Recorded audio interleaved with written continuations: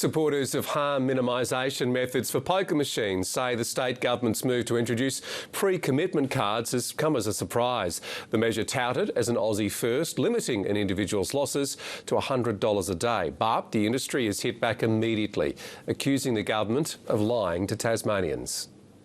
The devastating impact of problem gaming to be addressed with a nation-leading harm minimisation measure, pre-commitment electronic gaming cards. Mandatory pre-commitment that applies statewide in Tasmania is the gold standard of harm minimisation measures. Tasmania will be the first state in the country to implement a scheme of this kind. The cards to have loss limits of $5,000 a year, $500 a month and $100 a day, with an opportunity to raise or lower the figure via an approvals process. For the first time, every person who uses a gaming machine in Tasmania will be able to have their data tracked and they will be able to know exactly what they're spending. But I think this is leading, and I think this will make sure that we can protect Tasmanians, and that's what the card will do. Those who have been fighting for reform welcoming today's announcement. My first priorities with harm minimisation would be other sorts of measures, but this is a positive measure.